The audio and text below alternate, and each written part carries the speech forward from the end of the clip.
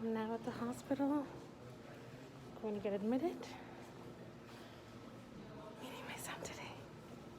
Hi there everyone, welcome to my channel. Baby is here and I am so excited to share this story with you guys. As you saw right before this, I had a little clip of me walking in the hospital and that's what it's going to be like.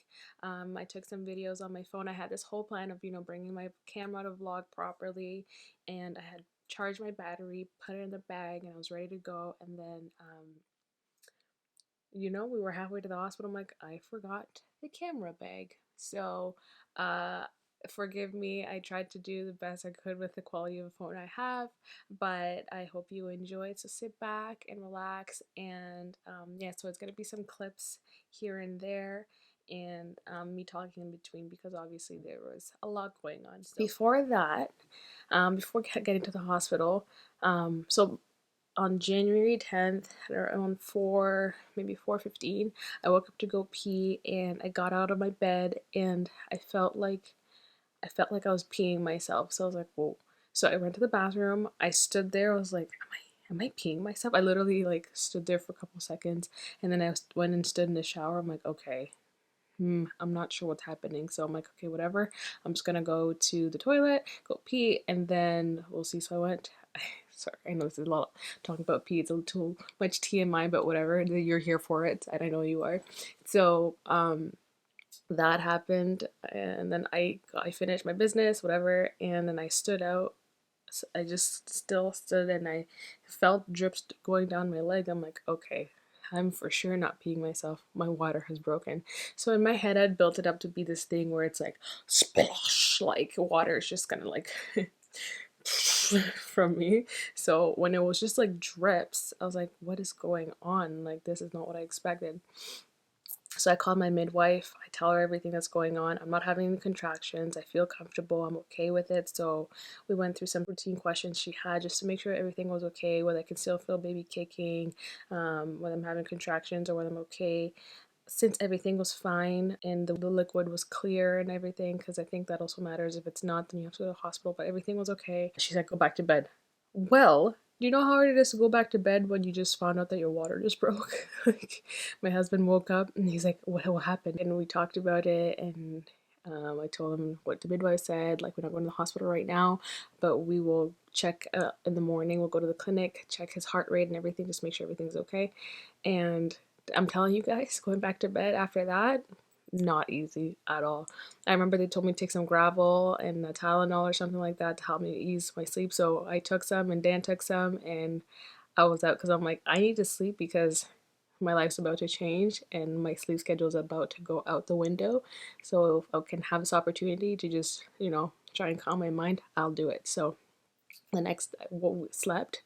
Next day, woke up, went to the clinic around noon, did some checks. His heart rate was great. Contractions were barely there, like on a minimal. So we had options, since everything was okay, was to go get induced immediately at the hospital or wait 24 hours since the water broke, just to let the body do its own thing. So that's kind of what I chose. I'm like, you know what? Everything is okay. Baby's healthy and safe, and I'm happy waiting. So we waited, and that 24 hours, actually we already been 20, like it already been several hours, but like that time of waiting was, like I was okay with it. When I was with her, we had for lunch, and then I was like, okay, I could have been at the hospital. This baby could have been being born today, or I don't know, at least started the process. But I learned patience that night. I did my makeup, just something to make me feel pretty and get my head out of, thinking of all those thoughts. Obviously, I had the option of, if I really wanted to go to the hospital there and then, I there was no problem with it. But I really wanted to wait and see what my body could do by itself, since I wasn't in any pain or anything like that. So the 24 hours came and went, and we went to the hospital the next day, and yeah, baby was being born. So we're at the hospital and currently plugged in, checking my heart. There's my guy. Can you see you? Hey. and they're just monitoring his heart rate and contractions right now. I'm uncomfortable because I'm sitting on I can't even see it, but and then breakfast. This is a nice room.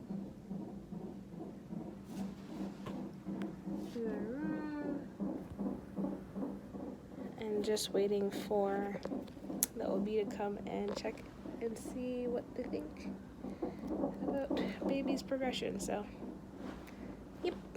So I was checked by the OB and I was already dilated 5 centimeters, but she did an extra poke. So I don't know what happened, but I guess how baby, he moved around a little bit and there was still a sac. So she popped it, just another part of the sac, I guess, for the water.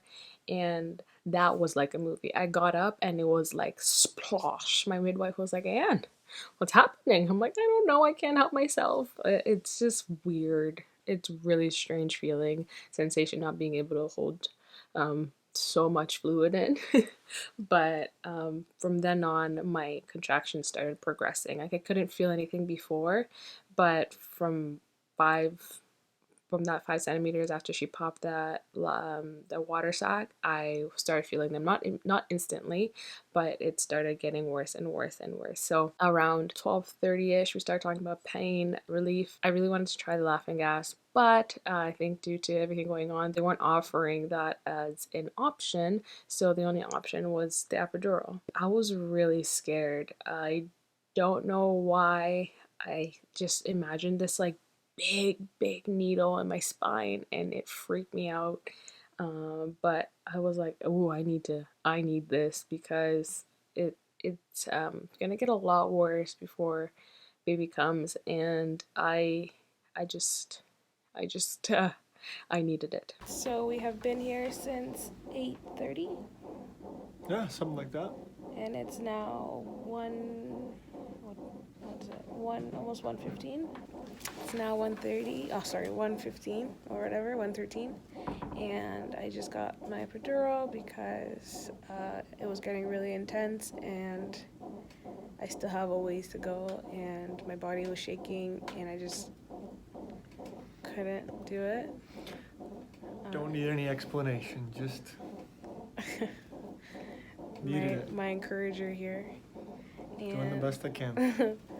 they're doing my blood pressure right now, and I have an IV here, and the epidural is dripping in. So they put the catheter in your back, and it just constantly drips.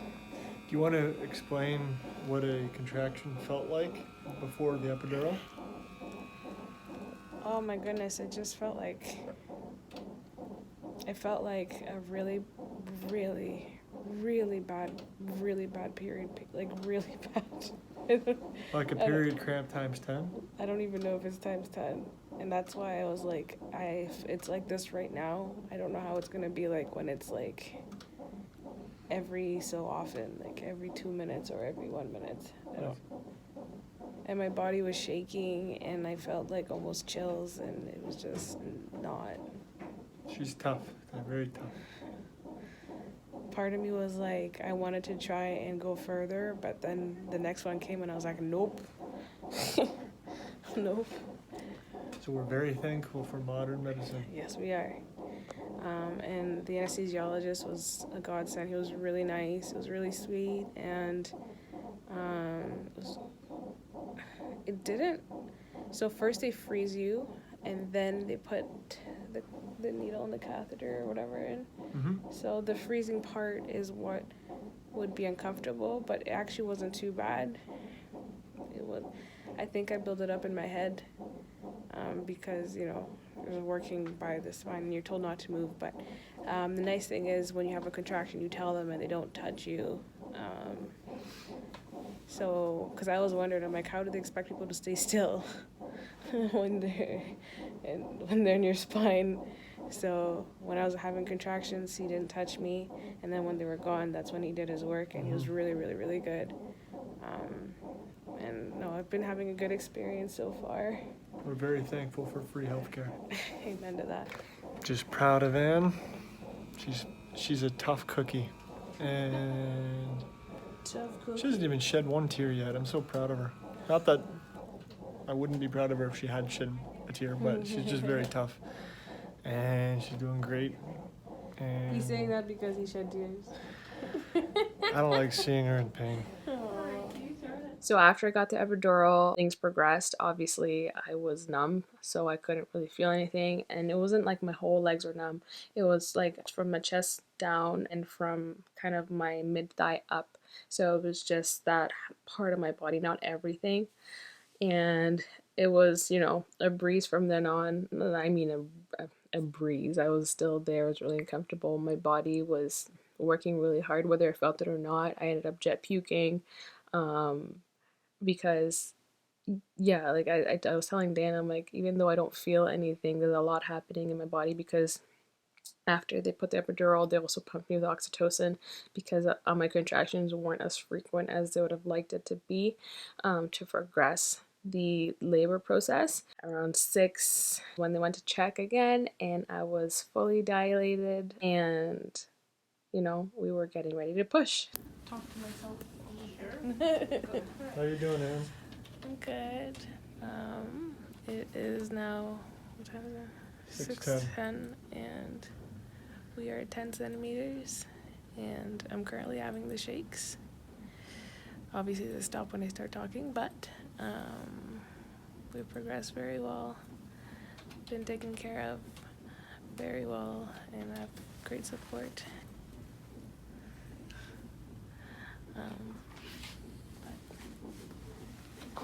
This is to help me with my shake. It's just a wet towel dipped in some ice. Just, I don't know, it helps. And then this is a warm blanket. But things are going well. I'm excited. So we pushed for about 2 hours, and you know, in those 2 hours, you know, my midwife was saying that, you know, sometime during this time we might go and see the OB and see their opinion on what's going on based on how baby's progressing. And you know, that was that. And I was like, okay, no problem. As you guys know, I didn't really have a birth plan. So I was just like, yeah, for sure. I was actually having, it sounds so strange. Like I was like in good spirits. Like I was happy throughout the process. Mind you, I couldn't feel much. But it got to a point where I knew when I was having a contraction, I wasn't feeling pain. I guess it was, as people would say, it's more of a pressure. It's the best way to describe it. I still don't know how to describe it perfectly, but we'll go with pressure. So whenever I felt that pressure is when I was pushing, and the pushing is when you're being told to push like you're taking a dump. So that's kind of what muscles you're supposed to be using, or that's what I was told I was supposed to be using throughout that process. But then when the OB came and checked the progression of baby, it wasn't as they would have wanted it to be. So obviously you guys know that baby was big. My last ultrasound was on the 8th of January, and the baby measured 9 pounds and 15 ounces. So we knew baby was big. If you have me on Instagram, you can check out my pictures, and he was big. Like my stomach was very round, and so we knew he was a big baby. So the pushing part, there was no progress. I was doing well, as I was saying, but I guess it's either how he was positioned or biggest part of him was trying to come out first, and it just wasn't working with my pelvic bones. He wasn't fitting, and it was scary because like I was I was pumped. Like I'm like, we can do this, we can do this. But then they went and they checked everything, and as I was pushing, you know, they were feeling how baby was coming out, and it was really hard. They like, okay, so we have options. We have the vacuum or the forceps or C-section. The problem with the other two options would be that the more I push or the more they pull him down, the harder it would be if they ended up having to do a C-section of pulling him back all the way up out of the canal. So the only real option at that point was the C-section, and it broke me. I don't know whether it was all the hormones in going on, or the 2 hours of pushing, or I was just a wreck. Dan was so kind, and he's like, can you please excuse us for a couple minutes as we discuss, because you know we want to make the best decisions without having, you know, all the doctors looking at us. So we talked about it, and you know, we listened to the doctors. It wasn't fitting, and his top of his head was starting to swell a little bit. So, oh, I haven't talked about this much, so I get a little bit emotional. But so we ended up having a C-section, and as soon as that was decided, I was told to stop pushing. Actually, when they gave us a minute, I just said, I'm like, I'll just try push one more time. And it's not that I thought that baby would go like come out of me instantaneously. I think it was just for me to just have that last, like, okay, I've tried my best, and he's not coming, but it's okay. So as soon as that happened, changed the care from the midwives to the doctors and nurses, and it was just like a whirlwind. It was so quick. Everything was happening so fast. I was so emotional. The anesthesiologist was telling me what they were going to do, and I was just like, yeah. I was crying, and I couldn't even understand what was going on because I was so emotional. It was just a lot happening all at once. Around 8:30 is when things switched up, and we went to get ready for the C-section. They wheeled me off. Dan was taken to a separate place to, get the room, because we're no longer in the labor and delivery room. We'd have to go to a recovery room. So we were separated for a little bit, and they put all the drugs in me and got me ready for the C-section. And thankfully he was able to come in with me afterwards, after they'd done everything. He was able to come and sit by my face. Hey, say hi. Hi. It is January 11th, and I'm in a C-section. We're gonna meet our boys soon. Unplanned, but it's okay. Good. Yeah. We're gonna meet them soon. There was a lot of emotions happening, but all I wanted was for baby to be safe. And though it didn't, not that I had a plan, but it didn't go as expected, I guess. But I guess, these things never really go as you expect them to go. But at the end of the day, his health was what I was worried most about. And I just wanted him to be okay. Hey, the baby's born. 9.6. Okay. Here's up. Thank you. I want to see the baby. Congratulations, guys. You hear the babies cry, and oh my gosh, all the emotions come back. We couldn't be happier. Like, our hearts, there's a feeling that you get. I don't even, it's so indescribable. Parents always used to tell me this. You hear it so much, and they're like, you'll never know until you get through it. And I'll attest that that is the truth. It was such an amazing moment, though I couldn't hold him immediately. At least Dan got to, see him and cut the cord and everything. It put him to my face, and I got to kiss him, so I at least got something, because I was really worried about skin to skin. Sorry guys, I didn't think I would be crying this much, or at all really, but it was really good. And we're just so grateful that so grateful that he came to this world healthy. And yeah, that is the birth story of Carter Madigan, my big boy. And I hope you guys enjoyed it. And thank you so much for being on this journey with me and from the beginning of this. And I hope that you stay with me as we go through this, because it's a whole other world after birth, and I am learning it. I would have showed you him right now, but he's napping, and y'all, I'm not gonna wake up a newborn, but he will make several shows in the channel.